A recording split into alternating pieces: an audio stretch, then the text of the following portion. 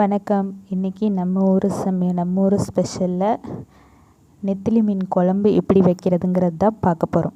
அதுக்கு நெத்திலி மீனை வாங்கி நல்லா கழுவி க்ளீன் பண்ணி எடுத்துக்கணும்.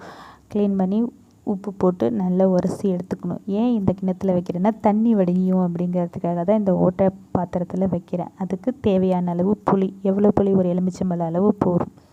அப்புறம் சின்ன வெங்காயம் 2 நறுக்கி வச்சுருக்கேன். தக்காளி, பூண்டு, தேங்காய், கொஞ்சம் சோம்பு போட்டு அரைச்சி எடுத்து வச்சுருக்கேன். இப்போது தாளிக்கிறதுக்கு என்னென்ன பண்ணணுங்கிறத பார்க்க போகிறோம். மண் சட்டி எடுத்து வச்சுட்டு நல்லெண்ணெய் ஊற்றிக்கிறேன்.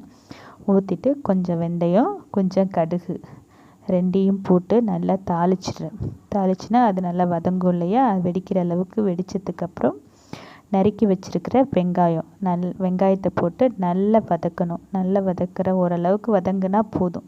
75% வதங்கினதுக்கப்புறம் பூண்டை தட்டி போடணும். பூண்டை தட்டி போட்டுட்டு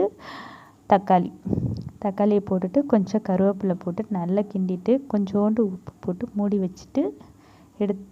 வச்சுருங்க. அதுக்கப்புறம் கொஞ்சம் நல்லா தக்காளி வெங்காயம் நல்லா வதங்கினதுக்கப்புறம் அது கூட 2 ஸ்பூன் மிளகாத்தூள், கரைச்சி வச்சுருக்கிற புளி, அப்புறம் அரைச்சி வச்சுருக்கிற தேங்காய் எல்லாத்தையும் ஊற்றி நல்லா கிண்டி விடுங்க. கிண்டி விட்டுட்டு குழம்புக்கான பதம் ஓரளவுக்கு தெரியும். ஓரளவுக்கு திக்காக இருக்கும். இல்லை கொஞ்சம் தண்ணி ஊற்றினா கூட பரவாயில்ல. மண் சட்டி தண்ணியை இழுக்கும்.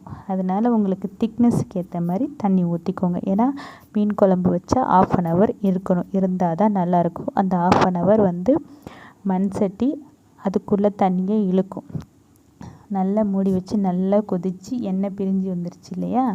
அப்போது நெத்திலி மீனை அதில் போட்டு ரொம்ப கிண்டக்கூடாது. நான் போட்ட உடனே இப்போ லேசாக கிண்டுறேன். அதுக்கப்புறம் ஒரு கொதி வந்தோடனே லைட்டாக பரட்டுறதுக்கு அப்படியே எந்த மீன் குழம்பாக இருந்தாலும் இந்த மாதிரி 2 சட்டியை வச்சு கிண்டுனா போதும். நல்லா கொதிச்சிருச்சு.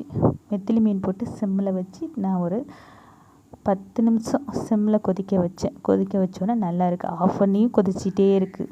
நெத்திலி மீன் குழம்பு ரெடி. வாங்க சாப்பிடலாம்.